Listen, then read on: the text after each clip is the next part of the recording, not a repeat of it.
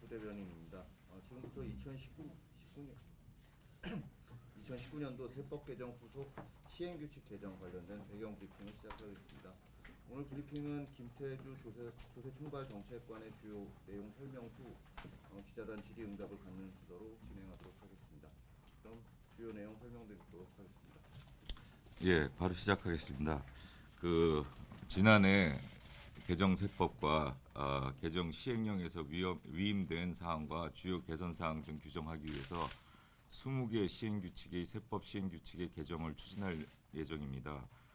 이번 시행규칙은 입법 예고, 부처협의, 법제처 심사 등을 거쳐서 3월 중순경에 공포 시행될 예정입니다. 그럼 2페이지 주요 개정 내용 설명드리겠습니다.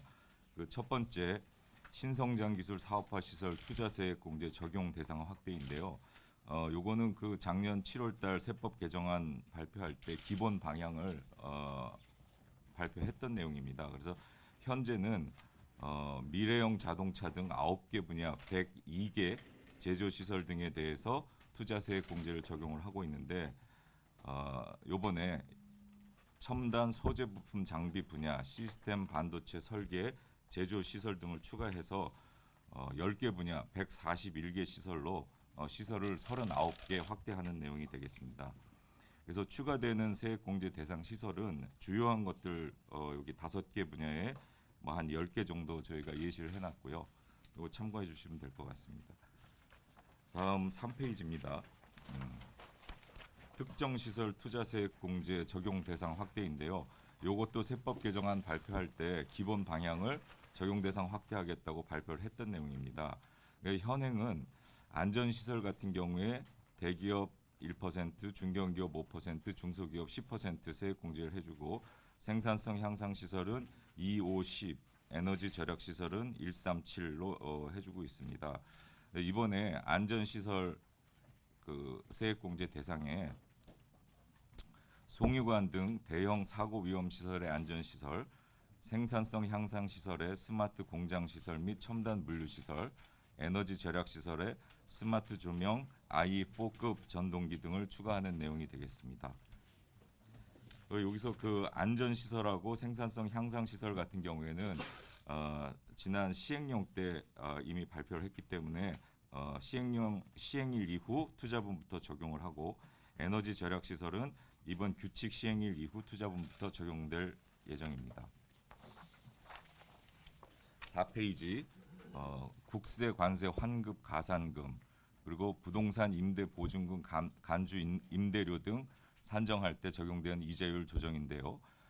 국세 관세 환급 가산금이란 국세나 관세를 과원합했을 때 돌려주게 되지 않습니까? 그걸 환급금이라고 하는데 돌려줄 때 이자를 정부가 붙여서 이자 상당액을 붙여서 주고 있는데 그 내용이고 그다음에 임대 보증금 감주 임대료라는 것은 소득법인 부가세 과세하기 위해서 임대 보증금에 대한 이자 상당액을 환산해서 임대료 환산하는 그런 내용입니다.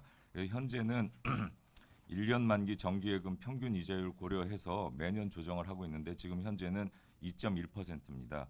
근데 최근에 시중 금리가 내려가는 동향 등을 반영을 해서 0.3%포인트 인하해서 1.8%로 정하고자 하는 내용입니다.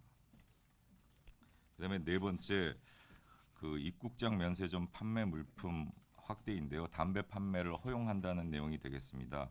현재는 입국장 면세점에서 담배 판매를 하지 않고 있는데요. 앞으로는 입국장 면세점 활성화를 위해서 담배 판매를 허용하겠습니다. 입국장 면세점 시범 운영을 해본 결과 뭐 혼잡 문제라든가 뭐 이런 것들이 거의 없었고 그다음에 구매 한도를 1인당 200개비로 제한할 경우에 국내 시장 교란은 크지 않을 것 같다라는 그런 판단 하에 내린 결정입니다. 다음 5페이지 기타 개정 내용들 설명드리겠습니다. 신성장 R&D 비용 세액 공제의 국외 위탁 범위를 확대하는 것인데요. 이것도 세법 개정안할 때 발표됐던 내용입니다. 현재는 원칙적으로 이 R&D 비용 세액 공제 대상이 국내 기관에 위탁한 연구비하고 그다음 그게 원칙이고 그다음에 해외 허용해 주는 것은 임상 1, 2, 3상 시험만 해주고 있습니다. 근데 이번에 개정되는 내용은 내국인이 직간접적으로 지배하고 있는 외국 법인의 국외 위탁하는 연구비도 세액 공제 대상에 추가하는 것입니다.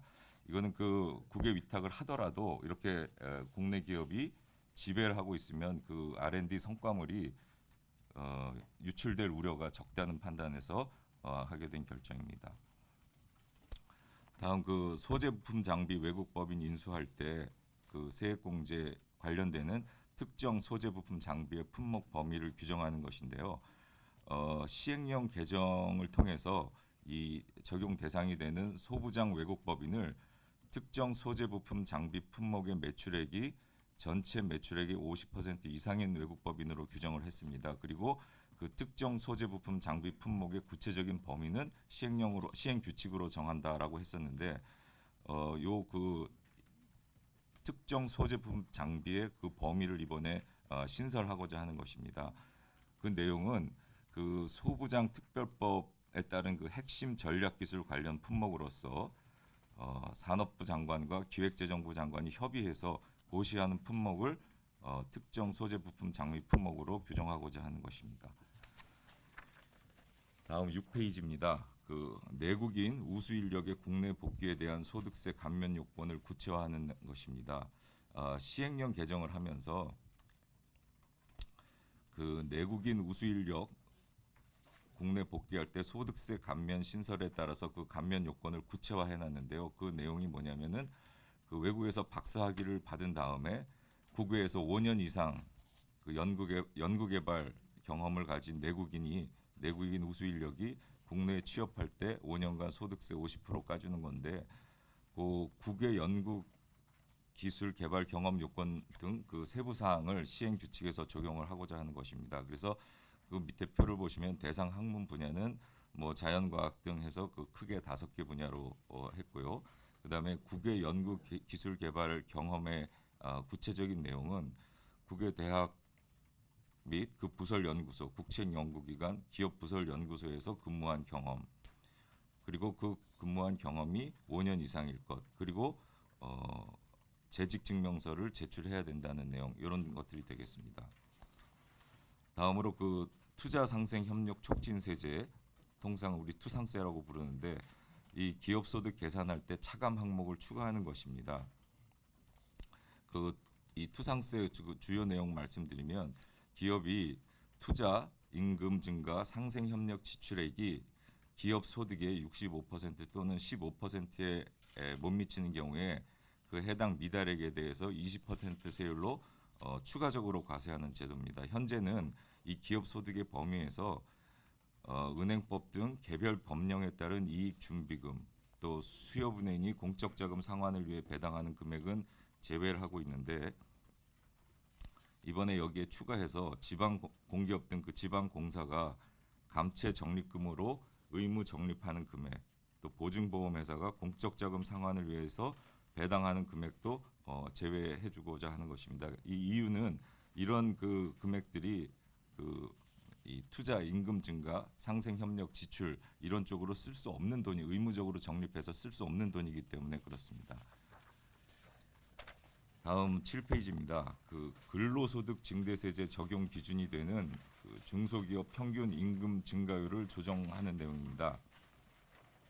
그 근로소득 증대세제 내용 거기 써 있는 내용 잠깐 말씀드리면 그 직전 3년 평균 임금 증가율을 초과하는 임금 증가분에 대해서 그 정해진 비율로 세액 공제를 해주고 있는데 중소기업 같은 경우에는 이 요건을 충족하지 못하더라도 임금 증가율이 전체 중소기업 평균 임금 증가율을 초과하는 경우에 그 임금 증가 초과분에 대해서 세액 공제해주고 있는데 이 전체 중소기업 임금 증가율을 지금 현재 3.6%로 정하고 있는데 규칙에서 최근 3년 동안의 그 중소기업 임금 증가율이 올라간 점을 감안해서 이 전체 중소기업 평균 임금 증가율을 3.8%로 상향 규정하는 내용이 되겠습니다.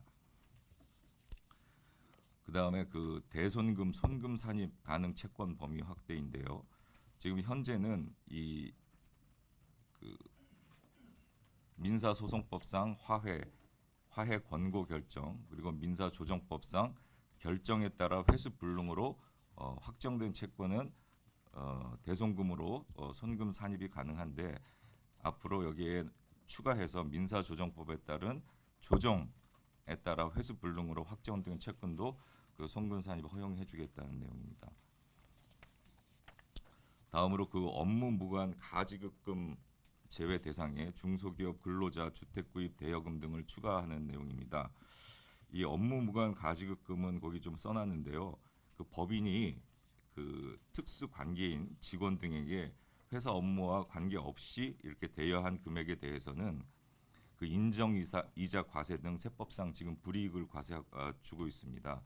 근데 여기에서 그 제외되는 부분이 있는데 현재는 직원에 대한 그 일시적인 급료 가불금, 경조사비, 학자금 대여액 이런 것들은 업무 무관 가지급금에서 제외하고 있는데 여기에 이번에 추가해서 그 중소기업 직원에 대해서 주택 구입, 전세 자금 대여금 등도 업무 무관 가지급금에서 제외하는 내용이 되겠습니다.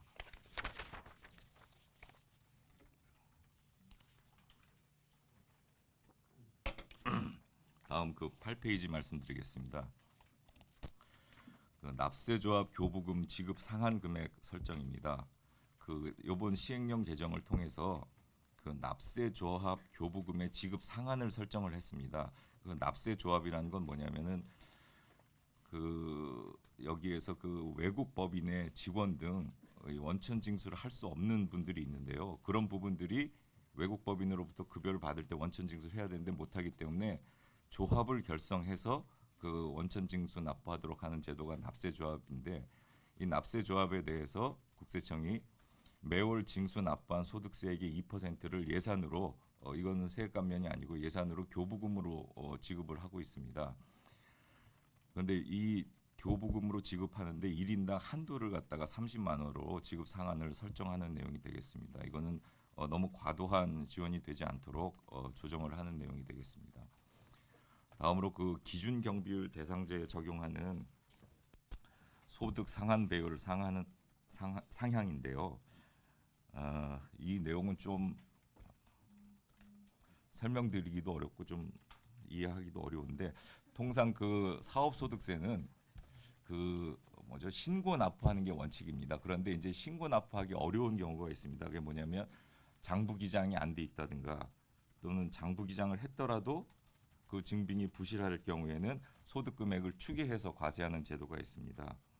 그래서 이런 추계 과세자에 대해서는 단순 경비율 또는 기준 경비율 방식으로 과세를 하고 있는데요. 요번에 개정하는 내용은 그 기준 경비율 대상자에 적용하는 그 소득 상한 배율을 상향하는 내용입니다.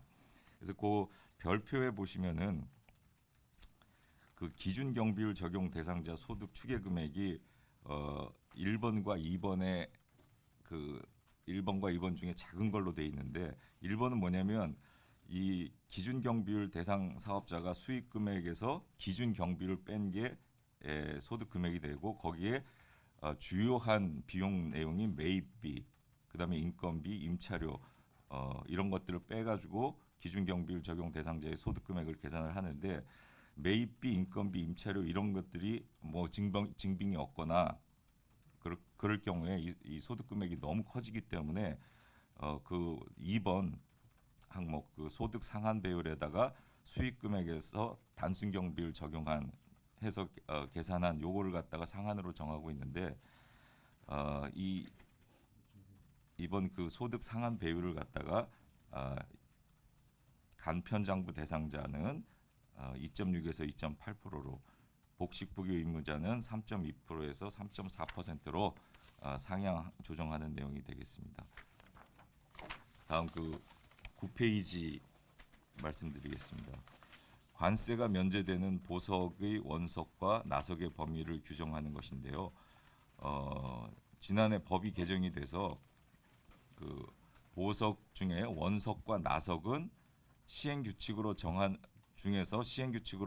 것은 관세를 면제를 해주겠다라는 개정 내용이 들어갔습니다. 근데 그 기획재정부령으로 정하는 것이 뭐냐면은 그 개별 소비세가 비과세되고 있는 원석과 나석에 대해서도 관세를 면제해주겠다는 것입니다. 이게 뭐냐면 좀 쉽게 말씀드리면 그 보석 중에 원석과 나석에 대해서는 지금 개별 소비세가 면제되고 있는데 이 원석과 나석에 대해서 그 관세까지도 면제를 해주겠다는 내용입니다. 다음 그 입국장, 인도장, 인도 물품 및 인도 한도 규정인데요. 그 관세법 개정에 따라서 입국장, 인도장 설치 근거가 마련되었습니다. 그래서 그 인도 물품은 수출입 금지 품목과 검역 대상 물품을 제외한 모든 물품으로, 그다음에 인도 한도는 입국장 면세점과 동일하게 600달러. 그 술과 담배, 향수 규정된 내용들은 별도로 해서 그렇게 그 한도를 정하고자 하는 내용입니다. 이상 설명 다 마치겠습니다. 예, 이제 질의응답 시작을 할 텐데요. 마이크 좀